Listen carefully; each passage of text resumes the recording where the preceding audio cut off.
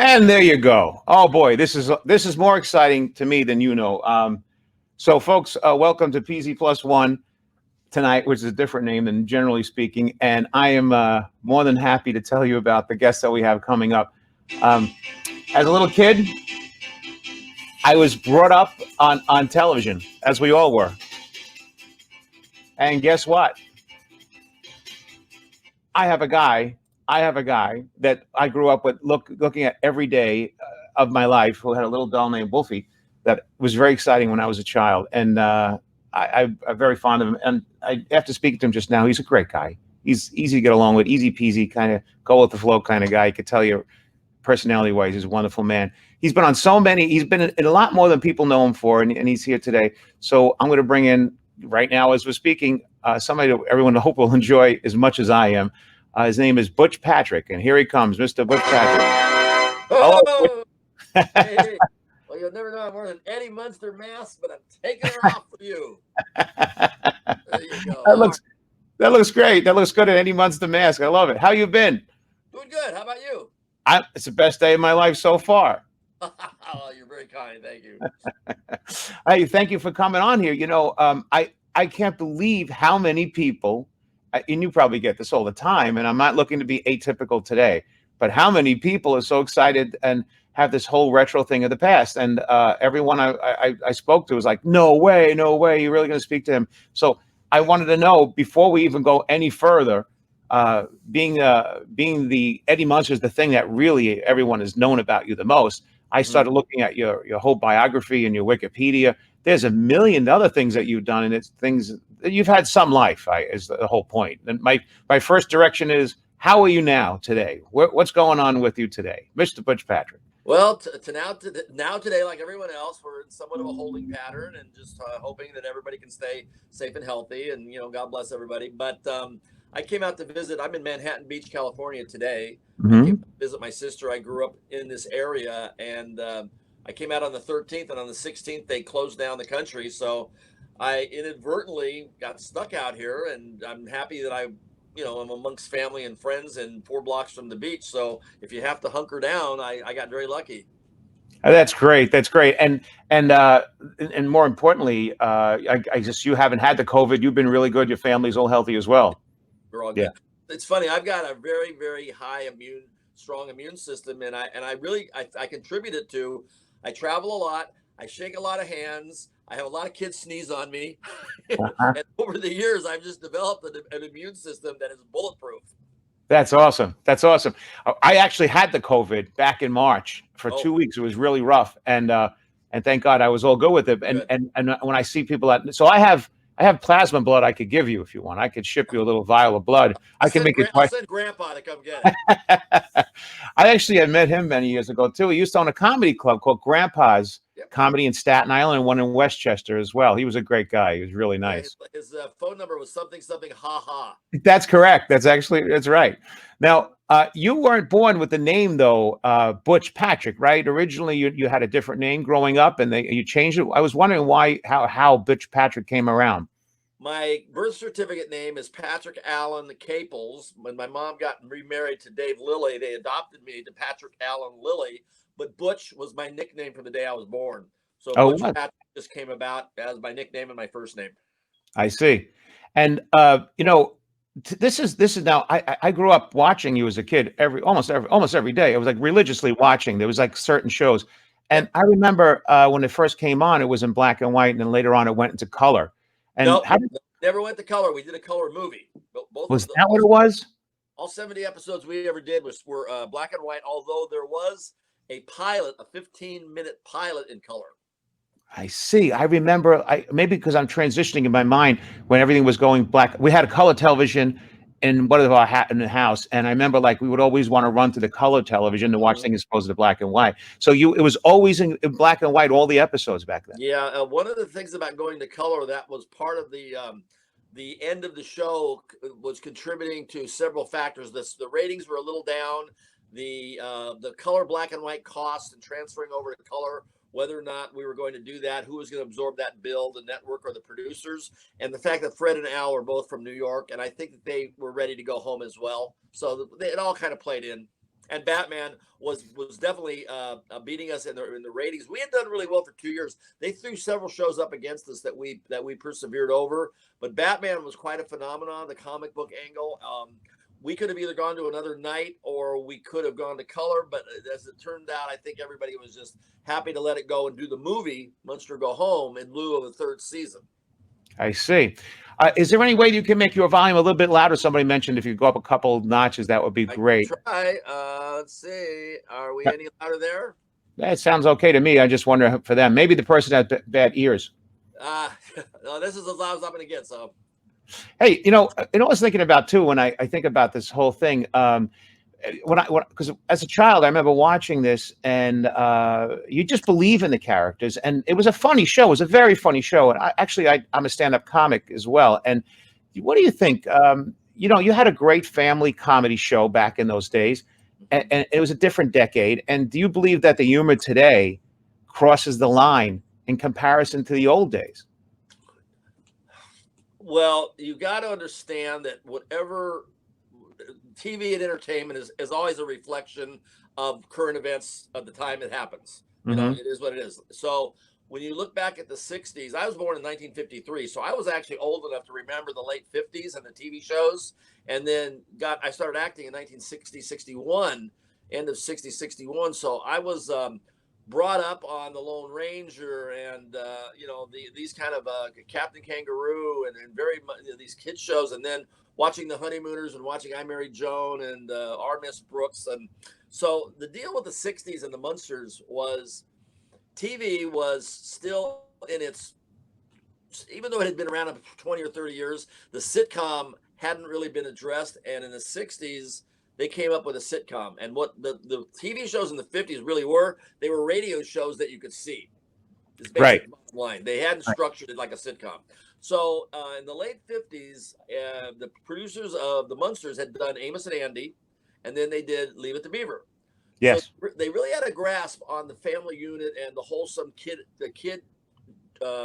the kid motivated and the kid generated type of TV show with the family unit. So that was good. They did that really well. And that showed in the Munsters. What they did with the Munsters, which was unique, is at the time you had Mr. Ed, I Dream of Jeannie, Bewitched, all these My Favorite Martian. I did one of those. I love that show. Yeah. Yeah. So I did these kind of shows, and what it was, viewing audiences were very much in tune to non-reality based shows to entertain them, and it was a great place for comedy writers and young comedians in their careers to do a lot of guest starring roles, which we had. So the television situation for the Munsters was a very unique one-off deal that worked for a brief period of time, but it was so unique that people remember it vividly to this day. And I have people come up to me and they won't say it's one of my favorite shows. They'll be very adamant about this was my favorite show, or this was my grandfather's favorite show. And we always watched it together, and he always got big laughs. And so people just, for some reason, in this little 2-year window of the Munsters, between the Universal Studios,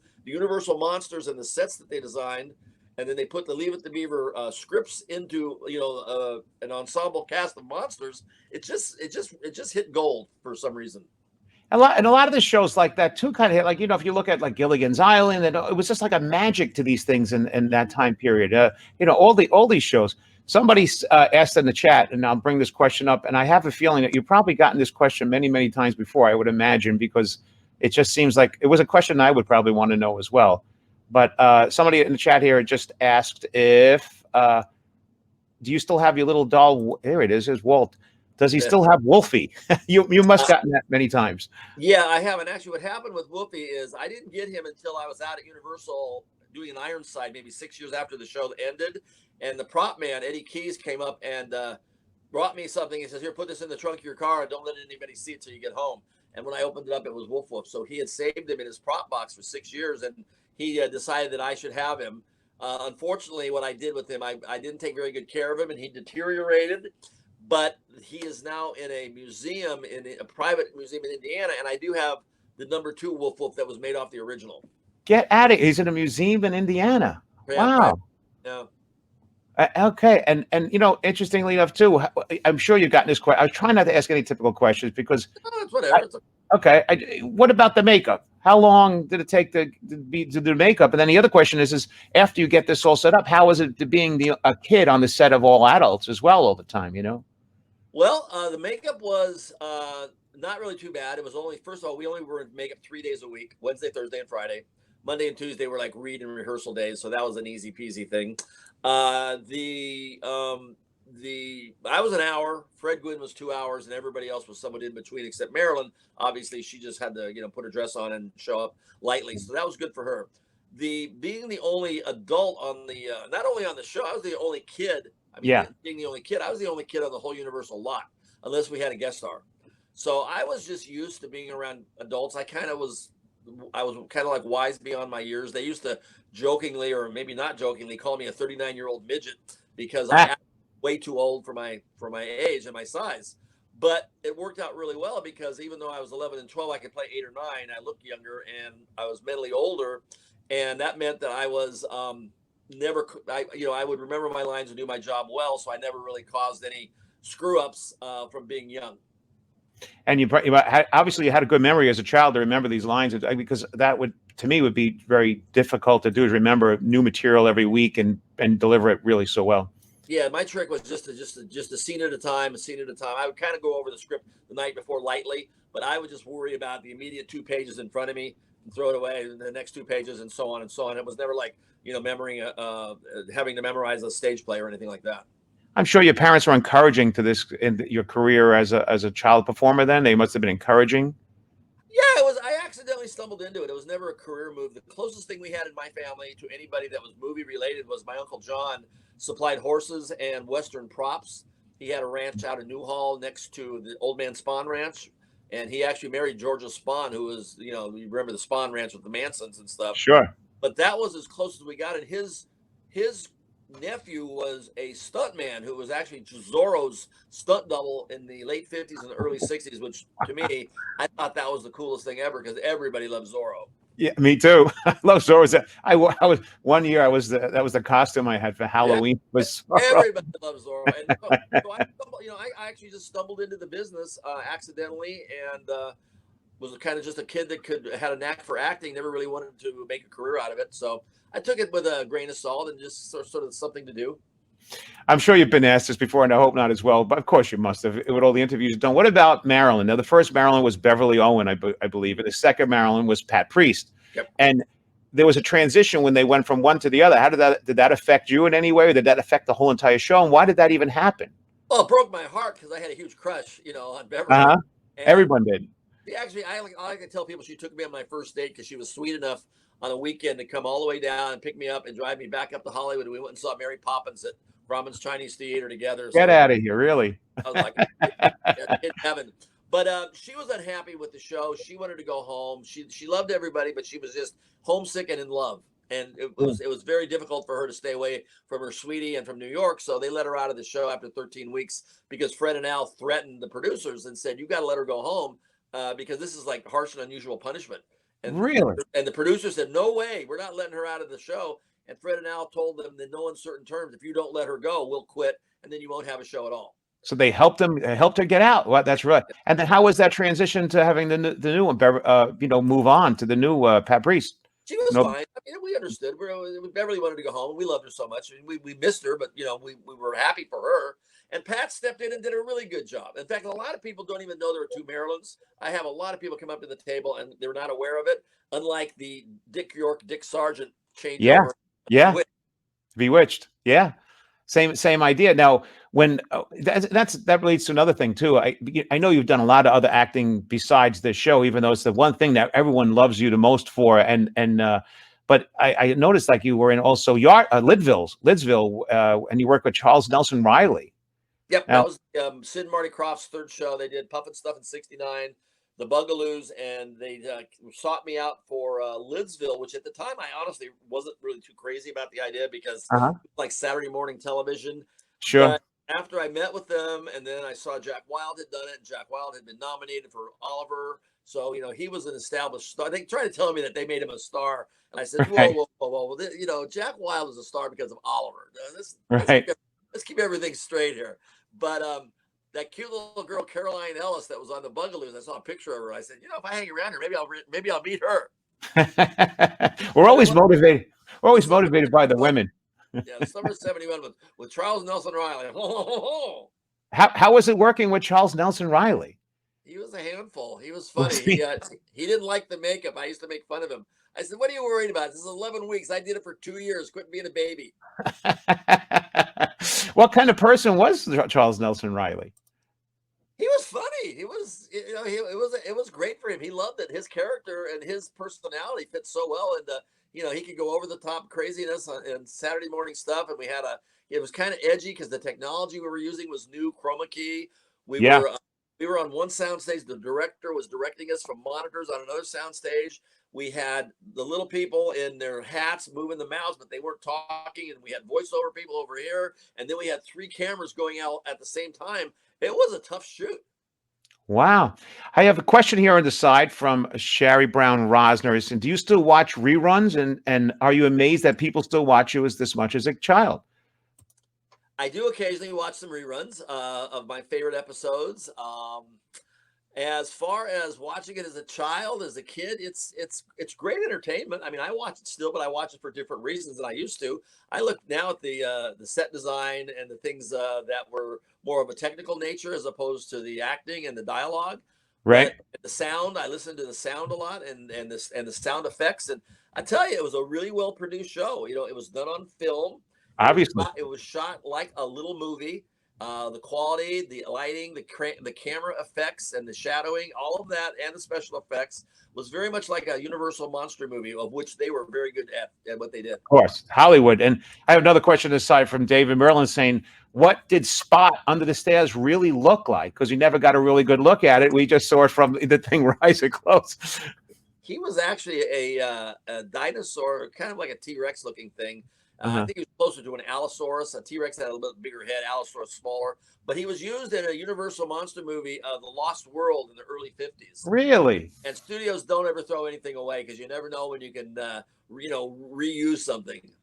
Really? That's fascinating. And by the way, I know the hot girl on the show was supposed to be Marilyn, but I remember thinking the mom was pretty hot, and I was like 12 years old. I remember thinking she was pretty hot. The mom was hot. Was it Yvonne DiCarlo? Am I correct? Is that the correct name? Yvonne DiCarlo. Yeah. No, Yvonne DiCarlo was a bona fide movie star, big name, 40s and 50s, huge talent. Cecil B. DeMille, 10 Commandments, movies with Clark Gable, with all the major stars, dated. Wow. Howard Hughes, the Shah of Iran, Ali Khan, Prince Farouk, you name it. She was an international beauty at the same level of Ava Gardner and Lana Turner and all the other big names of the 40s and 50s. So, yes, and she came in to do the show out of necessity because her husband had been hurt in a stunt gone wrong. He was a stuntman on How the Get West out of here. how the West was won, and basically because of his medical bills, they were like literally going bankrupt. So she took the job to become the breadwinner. That's a fascinating story too. And I have somebody just actually just wrote, which I think, and I actually joined this today. I joined. Here it is. Don't forget to mention Butch's fan group, and he does chat with his fans all the time. As a matter of fact, I do have here your fan group on Facebook. I went on there today. Yep. It's right here. Groups slash the official Munsters fan page, right? Okay. So I go on there. Fan group. Fan group, right? Yeah. And I went there today, and I can't begin to tell you how kind and nice everybody is on this page. The minute I've never experienced this before. I signed into the page, they accept me, and all of a sudden, hundreds of people are saying to me, "Hey, welcome to the family." I'm like, "Welcome to? Is this a cult?" It's like, "Well, everyone's welcoming me." Yeah. We've got we're at 25,600 members. It's wonderful. In a little over 4 years. I wish I would have known about it earlier, because I actually enjoy being part of it. I was like, wow, this is the first. It teaches you a lesson how people should treat others. It's really, really, very kind. Thanks. Now, Butch, what was your favorite? Somebody asked, what was your favorite show? The Munsters was my favorite show when I was a child. What was your favorite show? I mean, was there something you were watching other than the Munsters? I mean, when you were a child? I liked a lot of shows. I enjoyed my Westerns, but The Twilight Zone was probably my favorite show. Yeah. I was a big Beverly Hillbillies fan. Yeah. I really enjoyed The Untouchables back in the day. Combat for the war people, Vic Morrow. Still, yeah, I was a little bit of this. I did 2 Mr. Eds, and I really enjoyed that because I watched Mr. Ed and I watched My Favorite Martian. I did My Favorite Martian. So, but yeah, I was a big fan. As I got a little older with the Wild Wild West, I was a big fan of that, and The Man from U.N.C.L.E., things like that in Star Trek. Okay, all the classic, great, and they're all great stuff. I mean, I could sit there, we'd have a beer and have a cigarette and watch that to this day. Yeah. Not that I'm drinking neither of those or smoking them. Somebody wanted to know, my friend Sandy, ask what the episode with Leo DeRocher when Herman tried DeRocher when Herman tried out for the Dodgers. Yes, well, that was an episode. That was a good episode. Leo DeRocher, my stepfather, the baseball player, actually was taking me to work in the off season, and he had his one and only acting job as the catcher. He even had a speaking line that said, "No, not me, Leo. I'm going back to the minors." And he waved off the throw home from Herman. But it was a great episode. We had a lot of fun with that, and just so happened that Leo DeRocher actually was the manager of the Cubs, and Kenny was traded to the Cubs. And guess what? He sent him down to the minors. Wow.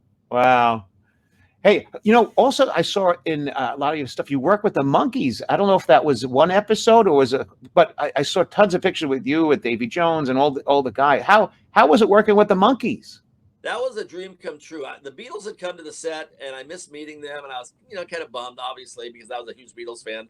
But a couple years later, the Monkees, I went up for an interview for a Monkees episode, and it happened to be the Christmas episode, a very, really good one. Probably, in my opinion, not because I'm on it, but I'll tell you why I think it was the best episode they ever did. Number one, I was an equal with them. It was about them babysitting me, and I was supposed to be a young, like a computer whiz, like an adult. So they were like the kids and I was like the adult, but I spent the whole episode with them. So I wasn't like a walk on, walk off. It actually was like being the fifth monkey for a week.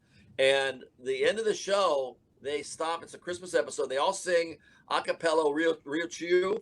And then what they do is, I like this so much, they introduce everybody from behind the scenes to the country. Hey, come on, this is the director, and this is our makeup man, and this is the guy that brings us the food, and these are our monkey girls. So for like 2 minutes, Davey is introducing everybody from behind the camera to the world, and it was just like they were. The enthusiasm, they were unpretentious, they were friendly, and what they did was exactly how it was spending a week with them, and I was really proud to be part of it.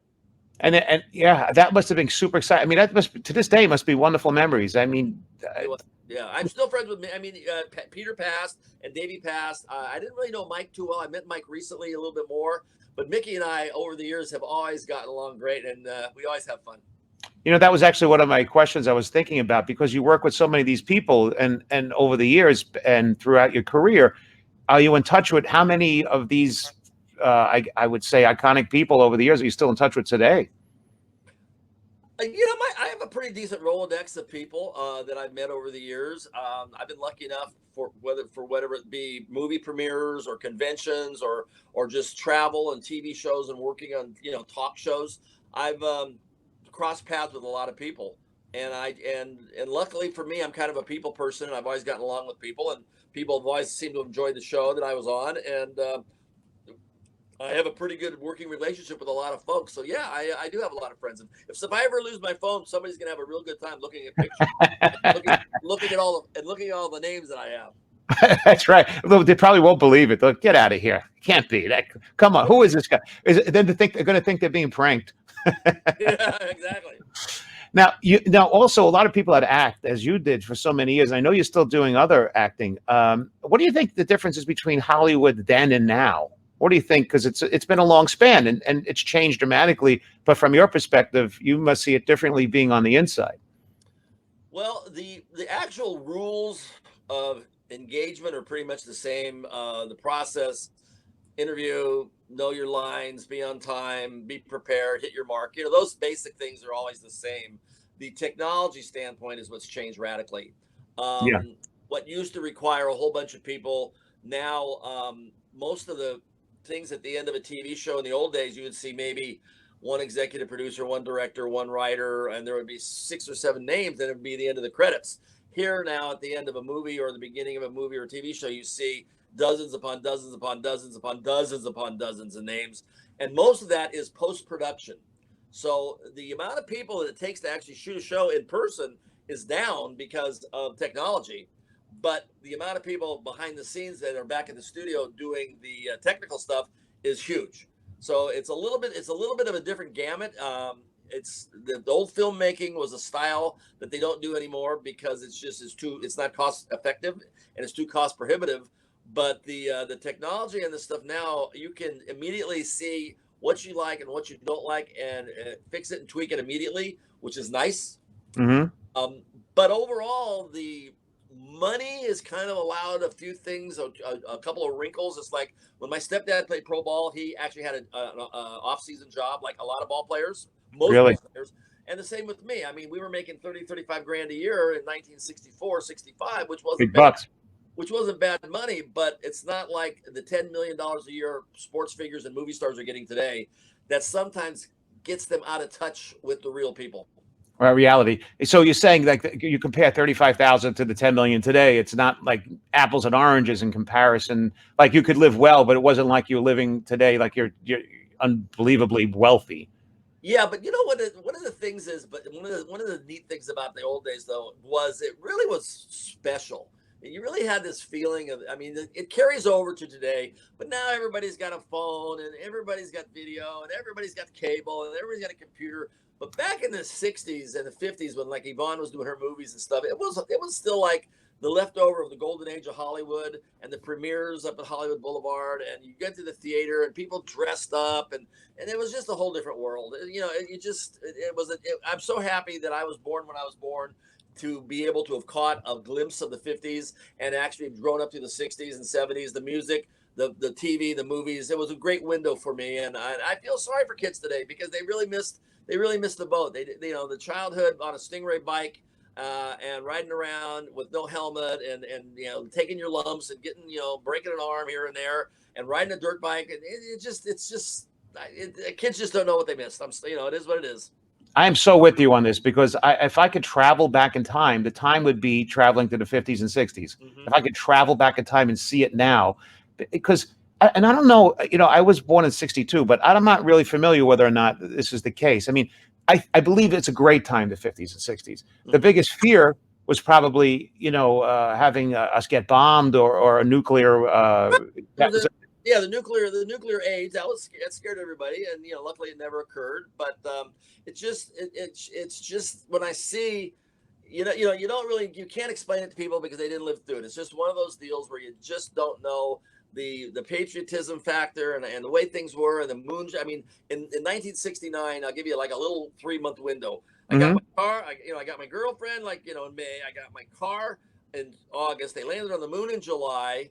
I went to Brazil for a movie by myself with no teacher and no parent for 3 months. And this 1969 was a very pivotal year for a lot of things. But what a great time to be alive and to do things. I mean, you used to be able to cruise the beach, and muscle cars were all the rain, and it just, God, it was. I mean, I wouldn't have traded my childhood with anybody's for any price. When I wasn't at the studio, I was at the ballpark with my stepdad. When I got my driver's license, I was going to the drag strip with the gentleman that invented the funny car, who I'm still friends with, all the drag racers and stuff. So what a great 15 of being from about 12 to 20. What those 8 years were the best. There was a different thing going on back then too. There was also racism was very, very strong. Even though looking at what's going on right now in the moment, you wouldn't think that we haven't changed, but we really have. But racism was really difficult back then, and there was, when people were separated on a bus, and it was really a bad time as far as that. Other than that, and the political things, but it was a great time to grow up. And I think when I look back, I'm wondering if my perception of how great the 50s and 60s was based on all the television I viewed as a kid, because everything was like make room for daddy, and everyone's was righteous. Mom was in the kitchen cooking, and dad was out working. It was like, hello, sonny, come home with the pipe. It seemed like Americana was just a beautiful place to be, and yet I don't know if it was the reality behind the scenes. Everyone was drinking and banging people. Well, it was funny that when you look back at the old shows, it's like, let's face it, you wouldn't be able to get away with Grandpa in the Dungeon making Eddie Go-Go pills today.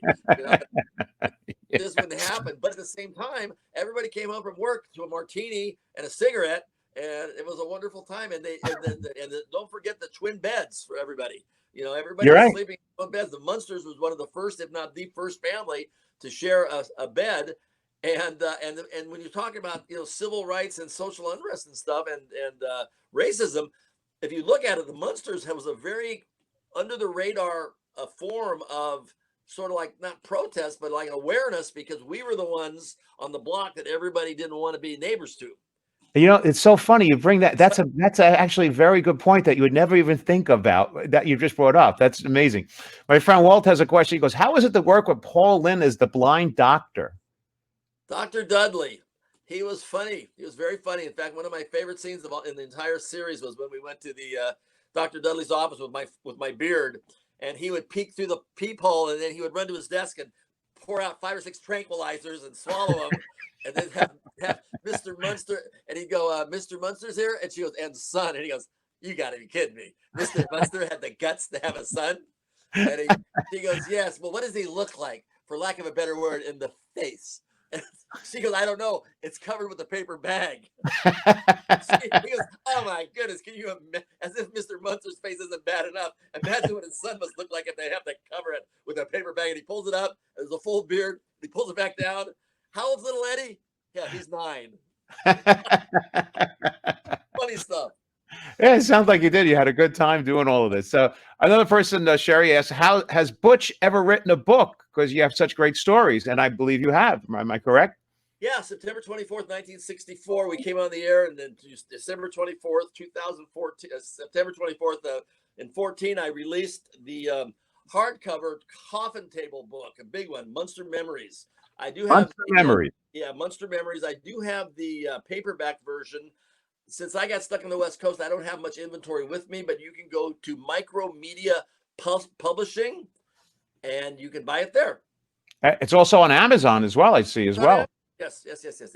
And it's on Facebook as well too. I'm seeing here just right now. I could bring that up. Speaking of which, I do want to bring up all the points of this. A couple of things that I'm going to show here towards the end. I'd like to definitely explain. I made a few banners actually. Yeah, some of the things you promote. Good. Oh, good.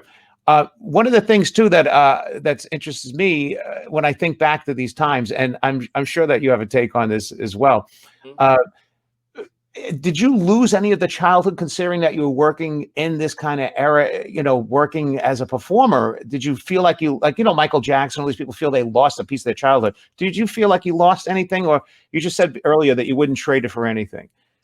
No, I never really knew anything else. So that just happened to be my childhood. But you got to figure, it wasn't like Michael Jackson where he had an overbearing father, whipping him into shape. And, that's the biggest problem in Hollywood is when you have kids that are parents who are living vicariously through their children and trying to shove them down, that road for themselves because they didn't get to do it. But Hmm. that wasn't the case for me. My mom would come. She would offer, "Hey, we got an interview." And if I was in the middle of a football game or playing baseball and I didn't want to go, I'd say, "No, not today, Mom," and she would drive away. Sometimes she would, give me a little bit of a frown, but she never forced me to do anything, knowing that she wouldn't be able to. Number one, but number two is I enjoyed it, but I enjoyed it in short doses. I I see. wasn't looking for a career. It was never going to be a career move. I was saving my money to buy a funny car. I wanted to be a drag racer, or I wanted to at least own a drag racing funny car. That was my plan. Unfortunately, my plan got side railed because I was number 41 in the last lottery for Vietnam. And I thought I was going to go to war and go probably not come back. So I went out, took my race car money, and started spending it.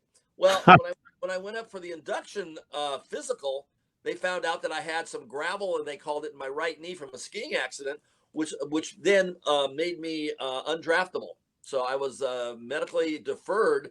But by that time, I had pretty much put a big dent into my savings for the race car, and I just continued to stay at the beach and surf and buy a Corvette and have a good time. So that's kind of how that fell by the wayside. And then in addition to that, after Millersville, I'm 19 years old. I got money. I'm partying. I'm at the beach. I'm chasing girls. And the last thing I wanted to do was be responsible. And so I went off and partied for the next 40 years. But I've been clean and sober now I'm coming up on 10 years in November. Party for 40 years. That's a long time. Yeah, That's 40. a very long time. You also were a musician or are a musician. No, but I No? will tell you a funny story about that.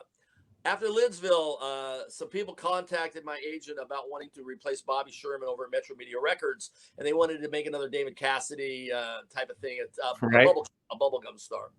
They had handled Sugarloaf, so Sugarloaf was my backup band, my studio band. I went on American Bandstand, headlining over Logs de Messina. I couldn't Oh, I couldn't sing a note. They knew that up front. It was going to be a whole lip sync thing. So I like to say I was Munster Manilli long before Millie Vanilli. Monster Vanilla. Very funny. And Uh, in '83, I wrote the lyrics to "Whatever Happened to Eddie," which is the Munsters theme, and we were the first unsigned act ever to be on MTV, which I was very proud of. Where they formed the basement tapes from that idea. So I would like to think that show launched and got exposure for a lot of bands that didn't have record deals but had talent and had a video camera. So that was my little gift to the world, was "Whatever Happened to Eddie" by Eddie and the Monsters on MTV. And again, I wrote the lyrics, but this time I upped it. I faked the bass and I lip synced. really, really. Now, but so there was a song that did come out. I'd like to get Yeah. your opinion on it. Even if as a musician or not, there was the reuse of the Munster song by Fallout Boy, Oh yeah.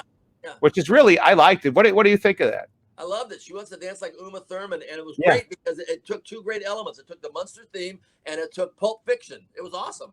Yeah, I thought it was pretty good too. I was wondering how you would feel about something like that. I love I have, yeah. So now I have a couple other questions that people asking. Is actually we're getting tons of questions here. So if you don't Bring mind, on. I'll bring them on. Did you know? Does he know Burt Ward, Robin? Of course, absolutely. Bert's great. He's doing wonderful things with his Gentle Giant dog food. I've done lots and lots of shows. Him and Tracy are wonderful people, and Bert's a great guy.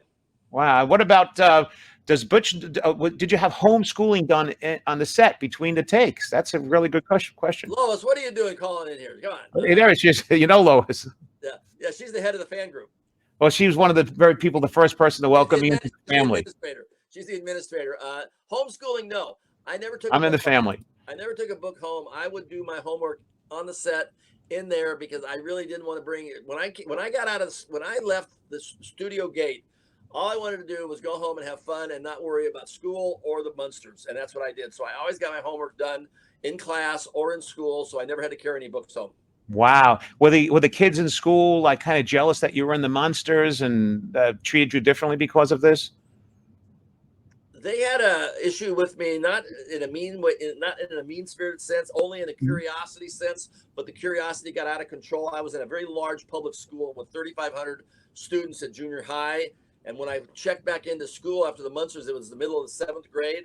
So what happened is during nutrition, when I would be sitting at my little bench with my honey bun and my juice, there would be 700 or 800 kids milling around that weren't going to class. So the vice principal figured Right. the easiest way to eliminate this would be just to expel me from class, and they did.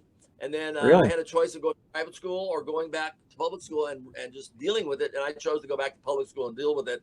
And by the end of the first week, it had calmed down to the point where it was tolerable. But even today, 50 years later, there's still people come knock on the door at my mom's house who's still living in the same house and say, "Does Eddie Really? Munster? Yeah, does Eddie Munster live here? Yeah, we're still in the same house since 1962." That's creepy. That's Oh, my mom, creepy. not me. Yeah. No, but it's creepy that people would actually do that. That's kind of creepy. Don't you- Gardena, I'm one of the, I guess, the favorite sons of Gardena, I suppose. Okay. Somebody, Walt says, was it true that Fred Gwynn hated the show? I never heard that, but is that true? No, he liked the show. He hated getting pigeonholed and typecast as Herman Munster for the rest of his life. But as actually doing the show, he thought it was very good and he enjoyed it. I mean, he was very agile. He liked the content. He thought it was a funny show. He did a great job. He was so talented, and Al Lewis was talented. Everybody on the show. It was good. I mean, there were so many contributing factors. There wasn't a weak link.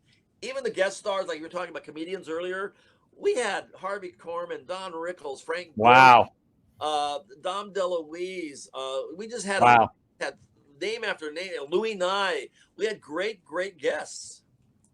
Wow, that's amazing. I grew up as like my biggest thing was comic, and watching some of the people that were on with you. That's just amazing to me. Let me ask you this too. There's people ask. Let's see. I had so many comments here. The official Munster group. Well, welcome to Munster. See, Lois is welcoming more. Lots of new people coming in. Lois also wanted to ask the question, but she probably already knows the answer to. He says, subscribe to YouTube Coast to Coach. By the way, I have that right here. We're going to the boss. Thank you. I wanted to know what that was all about over here. Here it is. This is it right here. Yeah, that's me. Coach to Coach. And I have Coach to Coach here. I looked it up online, apparently, and I can show you what it looks like if people want to see it. Tell us about what Coach to Coach is. Yeah, what I do is I've owned the Munster Coach in Dragula for the last 5 years, and I've been traveling around the country doing automotive events because I'm a gearhead. So with that in mind, I would book myself and my cars to do car shows and automotive-related events. Well, a friend of mine who's a big YouTuber said, "Butch, why don't you film? I'll send you interesting places along the way, and you get in front of the camera and send me it, and I will edit it, put it up, and we'll make a channel together." So sure. I didn't really know anything about YouTube, but he did. So we pooled our talents, and the end result is the Coach to Coach YouTube channel. What I'm really looking forward to is after this pandemic is over. Right now, I have a trailer with an escape room in it, with a Munster Coach escape room, and I'm looking forward to getting a motor coach, a big diesel pusher, and start dropping into the RV parks and start interviewing other people in the RV lifestyle, because much like Charles Kuralt used to do. Yeah. The road and with my Munster Coach, because I know if I pull into an RV park with my Munster Coach behind my RV, I mean, that'd be great. It's going to create quite a stir, and I will be able to interview other interesting people about their backstories of Americana, and that's what I'm looking forward to doing. And nothing like it. And now there's another website here I was looking at that you mentioned to me was keytomycastle.com. Plural. Keys. Keys to my castle. Keys. Keys. Got you right there. Keys to my castle. That's where I'm sitting. I'm sitting in my sister's house. Her company is called Keys to My Castle. When we were little kids with my grandma, she was a big antiquer, and Michelle was always enamored with all these ornate skeleton keys that grandma would come home with from these auctions. And she decided that isn't it sad that today, with all these people and all their wonderful houses, they have these very ugly little generic keys. So she created over 180 designs of people who can now match up their style and their love of art with something that they can open their front door with. I looked at this website, and to be honest with you, it's unbelievable. The keys are really, I mean, I was like, I want all of them. They're really, really cool. Yeah, very cool. I mean, I don't think this does it justice by pulling it up here up on the screen. I don't think you get to really see the quality of what. Look at those things. Those are fantastic. One second. Oh, you have some apparently. That's really cool. I'm at the office. I got tons of them. This one doesn't have any rhinestones on it, but this is like here we are. This is one. This is a little crown, and you can see it. It's really heavy. It's made in America. And they come. I'm buying those keys. I'm buying those keys today. I think it's fantastic. It's really great. They come with crystals and stuff, and they have all kinds of themes and fairy tale themes and whimsical themes and nautical themes. So anyway, it's a really cool thing. And the neat thing about it is it's great for gift giving. because nobody has them and they use it every day. They think of you every day. Yeah, yeah, and you said this was your sister that makes these keys? Yep. Yep. Wow, wow. And so you want to travel around the country with this, and your sister's making the keys, and you have and you I know you appear at all of these conventions throughout the country, right? Do you actually bring that trailer with you at all those when you appear in New Jersey, et cetera? Yeah, I have the trailer. What happens is the coach rolls out the 20 feet. The coach takes up is the entry hall, the entry tunnel to the escape room, and where the Dragula used to be, which I can't have everything in the trailer. So I gave the Dragula to my friend up in Long Island. I sold it to him. I'm building another one, more accurate one. But while I'm doing this, I have an escape room in the front, the coach on display, and I actually have a plan where it's social distancing for everybody to where they can come up to the table 6 feet apart. They go through 113.1 square feet is a 6-foot circle around people, and my front of the trailer happens to be 112 square feet. So it's exactly the feet that you need to be social distancing. Because what I want to do is I want to talk to small businesses and towns and city councils and chambers of commerce to help them reopen when they need somebody to come in something like in between nothing and Disneyland. I'm a good fit to come in and help bring some people out and safely and let them get out and have a little bit of normalcy brought back into the world, hopefully. I can't wait for the normalcy to come back into the world. Oh boy, you don't know. I just did a show online the other night to entertain some people, and it just felt you don't connect the same way, but it just feels good to make people smile again. This is kind of crazy what's going on right now. Yeah. David Merlin had just asked, did you ever sneak over to the Bates Motel in Psycho Mansion? Because was that I didn't have to sneak. I walked over front and center. Did you really?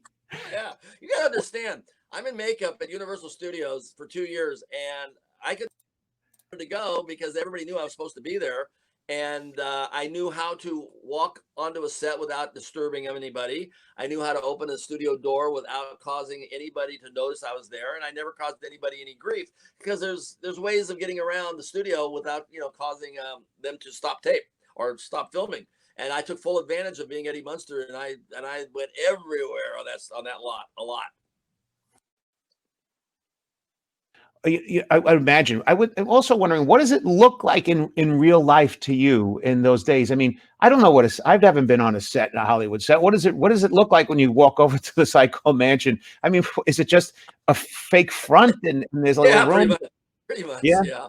So it kind of takes the allure away. It's a little disconcerting to people. When they used to come visit me, I'd say, first of all, you got to bring your own car because you're going to be bored to tears after an hour. Number two, I'll take you around, but believe me, you're going to, once you poke your head in the door and look around, there's nothing but 2x4s holding up walls in the back.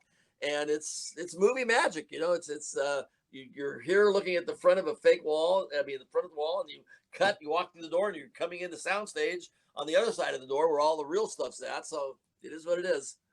Another thing that's interesting too is that you've been in showbiz a long time, and a lot of people that are in front of that camera eventually want to be behind the camera. Did you ever actually direct anything? And as you went that's through, more work than acting.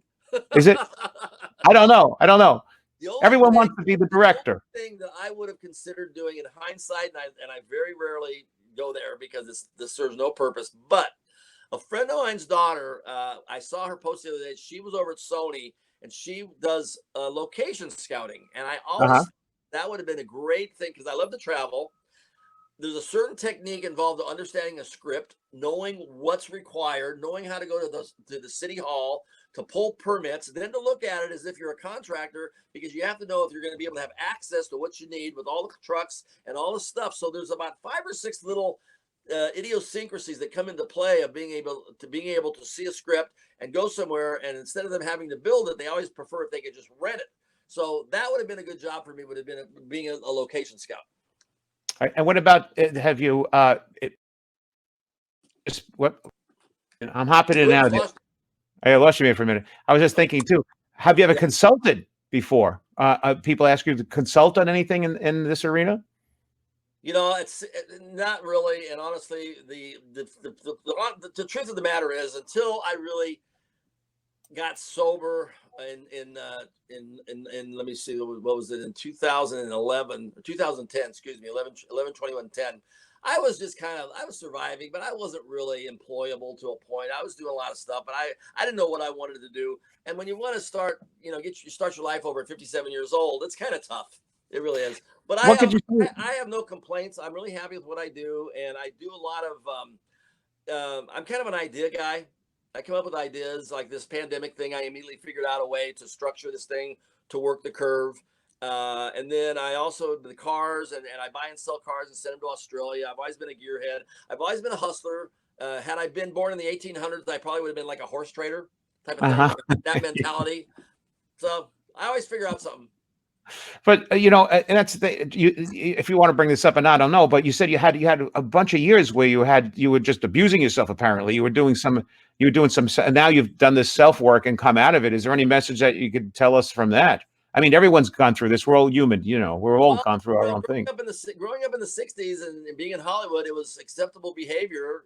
Literally, I mean, everybody was getting high and drinking. And it wasn't like, and especially in the circles I was running in, it was like, we were going to the best parties and the people had the most drugs and the most alcohol, and it was crazy. Sex, drugs, rock and roll. It was a wild time, but I had a gene. I had an issue with it because I would have done it whether I was in Hollywood or whether I was in Iowa. And, I would have sought it out and found it. The thing is, it's never too late. And once you educate yourself if you're doing something and you're doing something and you want to quit and you don't know how to quit, you got to educate yourself how to do it. And that's one thing about today's business is there is help everywhere. If you want help, you can find it. Believe me. No, I don't believe anybody that says, "Oh my gosh, I don't know what am I going to do?" Right. Poor, pitiful me. I'm sorry you feel that way, but there's help out there. So man up, seek out some help, take the first step. And if you're really serious about it, there are people that will get you straightened out. So you've gone through this, but now you're saying when you say that the time that you spent in this space, Yeah. you actually had an addiction, or did you have a you just fell into it and you became comfortable? I'm wondering. Well, what it is, I started partying when I was 16 years old. Like my sister said, I left for Brazil as Richie Cunningham, and 3 months later I came back as John Lennon.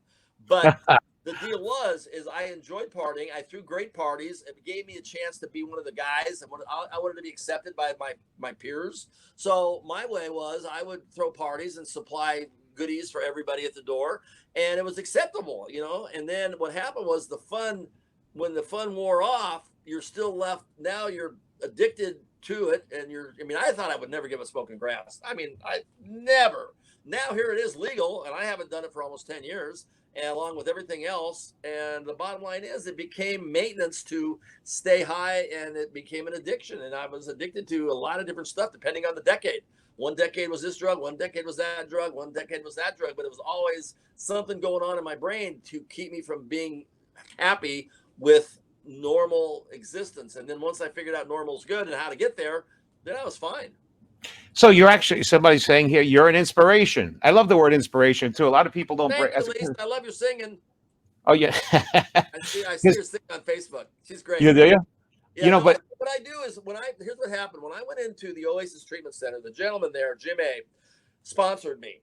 And he came up with the program. He was the original interventionist for the show Intervention. And they parted ways because they wanted him to bring in someone that was sober and get him drunk on camera for the show, and he wouldn't do it. So he says, "I'm not going to work with you anymore." So he always wanted to get a child actor straightened out if he could, because he felt that they could reach a lot of people, and I happened to be in the right place at the right time. And I went in, and I didn't think I was going to spend as much time as I did there, but I did walk in, and I got the education. I wanted to spend almost 2 years in sober living there, coming and going, but in the program heavily. He crammed in 90 days, a 9-month crash course into 90 days. I was in meetings from 7 a.m. to 9 p.m. at night. Wow. For 90 days, 7 days a week. Wow. And I learned everything about it. I learned why I was doing it. And so now what I do is I lead by example. I talk about it. I don't do a lot of meetings, but I do talk a lot of people into meetings and how to go about doing it and how to find it. And I've been helping out a lot of moms that have kids that have issues, moms and grandmas. So what I do is my program consists of, I do a lot of speaking engagements. I never turned down a speaker meeting. I've done a lot of Salvation Army speaking engagements because that's Jim A's favorite charity. So I do give back. Not only that, but it seems like it took something that was actually controlling you, beat it, and now you teach other people how to not allow it to control them, and that's inspiring. It's a cool club, man. I have found now that I'm almost into double digits, the first couple of years, people kind of stay away from me because they're not really sure how serious you are. And I used to be a really loud, fun guy, but I was not really somebody you would want to be around if you're trying to conduct business. So the deal is now I actually have people that have come up to me and said, Butch, I would have asked you if I would have seen you sitting next to me on the chart, I would have had you moved. But now I actually I request to be sitting next to you. It's that's so nice. Yeah, and now as you get more and more sobriety under your belt, you see more and more people coming out that you didn't know were sober, and now you have this. It's the new cool clique. It really is. I mean, you got people like Alice Cooper. You got people like the list is it's a very long list of sober people that have a lot of time. Danny Trio, I think he's got 47 years. I mean, he's like unbelievable. So anyway, it's a cool club to be part of. It sounds like it, but more importantly is the way you've inspired other people. It sounds like right, and now you're helping others on top of it. Yeah. So it's a combination of one or two things. Somebody said here they love your creations. Oh, and would you ever sell one of your coaches? I guess maybe your previous ones. I have one. A guy is actually buying my current coach, but I told him I can't sell him mine until I have one replacement. So I'm already in the middle of the build on the Dragula. And then I'm also going to have, because the Dragula that I had was a Chevy motor and the original was a Ford. So I'm building an absolute accurate one, just like the one that Grandpa drove with the canopy on it and everything. And then I'm building another Munster coach with a small block Ford as opposed to my 454 Chevy in this one. So yes, I plan on maybe building one a year and offering them for sale. Everybody's talking about how inspiring you are. And, it's the old adage, though, Butch, is like, if we would have known we were going to live this long, we may have taken a little better care of ourselves. I'm starting to feel that way right now as well.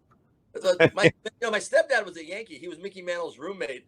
And, was he really? Yeah, and he's buried next to Roger Maris. And when they were all partying, Mickey Mantle and Kenny were big drinking buddies. And it's literally, that's what Mickey said. He goes, if I had known I was going to live this long, I would have taken better care of myself. If you don't mind, though, what things were you hooked into? If you don't have to answer, but is it alcohol? Everything. I never put a needle in my arm. Never. But everything else, it was okay. Everything else. Wow. And now that you look back at this, do you believe that perhaps it was? Are you trying to hurt yourself? Are we trying to are we hating ourselves on some level, or is it because we're just having too much fun? It's the reason why we do it. I'm wondering, what is the motivation between that sometimes? I just did it so well. I could drink and party anybody under the table. I was good at it. I used to love coming home at 5 a.m. when everybody else was going to work, and I'd be coming home. It was just my lifestyle. It was like, it was almost like a song, life in the fast lane. And right. I just took it to extreme proportions. And lucky, I have one kidney. I broke my back. I had cancer survivor. I had my prostate removed. I'm a tough bird. I'm still here. You've gone through a lot. You've had a really bizarre life. I mean, from success to beating yourself up to coming back out of it. I heard somebody make the example a long time ago that you walk down the street and you fall into the ditch, and it takes you a really long time to climb out, and you do it every day. That's what addiction is about. You fall into the ditch every day, and it takes you long. But you get better at getting out. But by the end, you still fall into the ditch until you learn to walk around it. When I do speaker meetings, they always ask you, what's the biggest difference if you had to, one day, what's the biggest difference in waking up? And I tell them, it's real simple. I go, when I wake up in the morning sober, I got money in my pocket. I look at the day, I look out at the weather, and no matter what the weather's like, it's going to be a great day. And when you're addicted to stuff, you wake up in the morning you're looking for whatever you were jonesing on last night. If there's anything left over, you got a hangover, you're empty, you got no money, and you're looking for your fix, whatever it might be. And that's your existence. That's how you start your day. I totally get it. But you don't realize this, and I'm sure maybe you think about it, but I don't think you realize the importance of this. And somebody just wrote here, hi, Butch. I used to watch the Munsters before I went to kindergarten. I was in love with Herman, wanted to marry him. I met Grandpa at his restaurant in Greenwich Village in the 90s. And I just wanted to say hi to you. When somebody says these things, you don't realize how important believe it or not, even though it's a long time ago, and even though it may be the one thing that you're known for the most, even though so many other things that you've done in your career, you don't realize how much it touched people. People have been touched by these things. And when I look back at watching these shows and things, it's like a special place in your heart. No matter what trials and tribulations that you've been through, it touches people on a level that stays with them for a very long time, including probably what you're doing now by helping others. So Well, it's a really nice place to be. people ask me, do you ever get tired of doing it? And I go, when I do, I'll stop doing it. But number one is, I go, I doubt if that's ever going to happen, because really, in this day and age, if you by just sitting down and standing in front of a banner and putting up a little TV screen that shows the Munster reruns in front of people, and people come around the corner and they get these big smiles on their faces, and the first thing they want to do, if they're an older person, is they want to show their grandkid, this is what I watched when I was a little boy. I love this show. I used to run home from school. And you start sharing these memories that you were part of, in a very big way, a good part of these people's memories and their life. How can you not appreciate that? And how can you not want to be part of that? Because it's a feel good thing. And there's how many people, I mean, if they judge, if you can, that's that old adage, you can judge your wealth by how many friends you have. Well, I'm friends to millions of people because they considered me part of their family. I never knew them, but I was part of their family. And that's a feel good thing. And how could you not like doing that? You see, but that what you're saying right now is coming from a man that's been around the block, that can come back and look at it from that perspective. A lot of times when we're younger people, before we become humble as we get older, we have this attitude of like, everything's about me and it's all about this and who cares. And, and then all of a sudden you get a little older and you're kind of like, well, you start realizing the big circle of life, and it's clear to me that you've gotten to that position already. By the way, you and I were both in this book, which, John Galasso. That book. Yeah. It's a wonderful book. And John books all the talent that we do at the shows. And, I have to thank him actually for letting us getting us come together. We were going to do like a 30-minute interview. We have still tons of people watching us, and we're at an hour already. Do you see that? It just flew by. How much? Want to give those 10 minutes, and that's it? Yeah, I'd be more than happy to. I got so many people asking questions. I didn't even start all my questions yet. All right, no worries. So, here's your friend Lois again. Do you still contact with Pat Priest and the other survivors of the Munsters? Lois, you got to give other people a chance. That's okay. I'm bringing it right in. It's good. Yes, so yes, good. I do. I spoke with Pat Priest yesterday, as a matter of fact. She's up in Idaho. We were supposed to come down to do a Monster Bash in Pennsylvania next month. Unfortunately, it's been canceled. But Pat and I are best buddies. I've actually stayed at her house when I go to Idaho. She, a funny story about Pat. I was driving. She invited me to her house, and this is like 25 years ago. And I was, driving in on her. I was a little, what if she's not doing so good? Maybe I should call first. As I pulled around the corner, I pull up. Her house is between the president of Bank of America and Bruce Willis and Demi Moore, or her neighbor. Really? Yeah. I go, Pat did really good for herself. I don't think there's a problem with Pat. Things are not too shabby, as they say. She sold a lot of real estate in Beverly Hills before she left.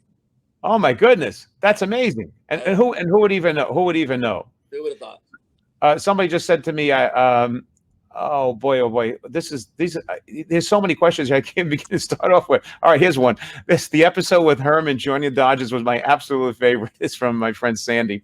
Herman the rookie. You remember that one, I'm sure. How many episodes was it altogether? 70. 70 in a row. Wow. And that took place over 2 years. Yeah, we did 39 the first year, and they backed it off to 31 the second year because of the fact that we weren't going to go to a third year, but they wanted to do the movie. So the 8 weeks that we would have been filming the last 8 episodes, they instead went and shot a movie, Munster Go Home. Wow. And Butch, what are you doing currently now? What besides, I know we're all home right now, just hanging out for the world to reopen up again, though. What besides the traveling around with this whole thing, what's the next step? Where are you going from here? I created a show with a co-host, a monster hosting show back in Orlando back in the 2005 called Macabre Theater. I was the host. Natalie Popovich, who played Ivana Cadaver, was my cohort. I left Florida, went on the road. She took the show. So right now there's a network called U2 America, which is by Mark Burnett of Survivor and Shark Tank fame. And on Saturday night, tomorrow night, 10 o'clock Eastern, 7 o'clock Pacific, Macabre Theater. They're showing 64 of the episodes, of which 34 I'm in. So we're resurrecting that show, Macabre Theater. As soon as the pandemic's over, I'm going to be moving to Nashville to open up a brick and mortar escape room that looks a lot like the Munster soundstage. That's got to be great. Yeah, the car will be on display. My friend who moved there was Johnny Cash's executor of his estate and his best friend, and he's opened up 8 properties in Nashville, and I'm going to be his 9th. Right now, he's working with Nancy Sinatra doing a Sinatra property. That's got to be fantastic. I would love that. That would be like so much fun. That's going to be a huge success. You could, I mean, everyone would want to flock to something like it's because again, we have these feelings from childhood that we bring Right. with us nostalgia today. I would imagine that'd be The great. beauty of it is I get to work with one of my favorite people. He's a wonderful guy, Bill Miller, and his wife Shannon and the kids. So he's Mr. Nashville now. So I got that going. I'm still going to be on the road. We're going to do the Macabre Theater, and I'm looking forward to getting my RV and resurrecting the Charles Carlson America. I want to go around the country and interview people about their stories of how they got to where they're at, and I'm sure it's going to be a huge YouTube hit. And that's pretty much what I plan on doing the rest of my life is traveling. That's great. That's really great. And right now is a good time to reorganize because we're in a position where we can't travel, so it's a perfect time to write up the stuff. I was looking at some of these pictures and stuff too. Look at this. Let's see if Lidsville. there you go. Billy Hayes and me in Lidsville. Yeah, that was interesting. That was, a lot of people remember the Munsters, but another thing I did, a lot of people may or may not be aware of, is I was Milo in the Phantom Toll booth for Chuck Jones, his only feature film. It was live action and animation, and this is the 50th anniversary of the Phantom Toll booth. And we just did back in December, Rob Zombie and I watched the screening of the new Blu-ray Munster Go Home and did commentary for it. So that movie just came out again as well. So there's a couple current, even though it's from the past, a lot of times nostalgia is very strong. Huge. The Munster coach is one of the most identifiable cars in the world. I enjoy traveling with it. I drive people through the cemetery. I load them up. We do. I mean, I have a good time. I really do. I mean, I've been doing my bucket list. I got to drive an Indy car. I flew on a B-24 Liberator. Wow. Things are happening for me that I never in a million years thought would happen. So I'm very excited. And I'm meeting the nicest people. We've got the greatest fan base. And look, we got 25,000 people in a fan group. Jeez, That's amazing. And everything sounds really great with the exception of people knocking on your mom's door. Oh, that's okay. It's amazing that people will actually do that. That just freaks me out. I have another picture here from I think here we go. Yeah, Lidsville, and I'll tell you what, this guy there, Colonel Poom right there. That's Felix Silla. Felix was cousin in the Addams Family. He was my stunt double on My Favorite Martian, and he was also my stunt double on the Munsters. I've known Felix since 1962. Oh my God! And he was also Twinkie. He was also Twinkie in Buck Rogers, and he was also Ewok in the Star Wars. And this one is the classic. This is the classic photo. That's the picture the studio supplied me with as a postcard to answer my fan mail. It's a great. I remember that little doll boy, and then there's this other classic one too. I guess you remember sitting here taking these pictures, right? That was me before they see that picture. I don't have my widow's peak, and I don't have my So they looked at that picture. They go, "That's not going to work. He's not believable enough as offspring of those two. So ugly him up." Get out of here. And so, who do you think? Which one was the hottest girl in the show? Do you think back in those days? Going. Yeah. He was. And I was looking at this. This is from the fan page that we have. That's great. That'll be up. I just yesterday set off to do that. It should be done within about a week, and we'll be back up with a schedule and a merch store and everything else. It's been down for a few months. Okay. Well, if you ever have anything to promote, I would love to. I don't have the biggest fan base in the world. It's like 15, 20,000 people, but I would love to in the future. You're a delight. You're an easy person to get along with. There's no airs about it. You've been through so many different things in your whole life, and you're kind of easy peasy with everything. People don't know. Before we started the interview, I asked, anything we should talk about? Whatever you want. Anything we shouldn't talk about? Whatever you want. Easy peasy. I'm an open book. Yeah, you'd be surprised at how many people are like, I can't do this, or that's not right, or whatever. You're a very nice person, easy to get along with, and not at all full of yourself in any way. You're a gentleman and a delight, really are. I appreciate coming here and doing this, and I'd love to do it again in the future. There's a lot of people there's still people asking tons of questions back and forth. Well, send over to Lois; she'll answer them. I will. You are certainly a delight. I will put this up on our YouTube page. I'll send you a link from John Galasso. And once again, before we get out of here, I just wanted to say, here we go. There it is. Facebook group for the official Munsters fan page. Fan group. They'll figure it out. If they buy anything from Keys to My Castle, I'll throw a little autograph in it for them. Okay, it's great. Right there, the keys to mycastle.com. You'll autograph something if I'm Yeah. buying something from there Yeah, tonight. but I'll throw an autograph in there, a piece of paper, something, no problem. That's so wonderful. Well, thank you so much, Butch. You're too much fun. It's been great. Thank you so much, and stay well. Stay well and stay healthy, my friend. Bye-bye. Thank you. Take care.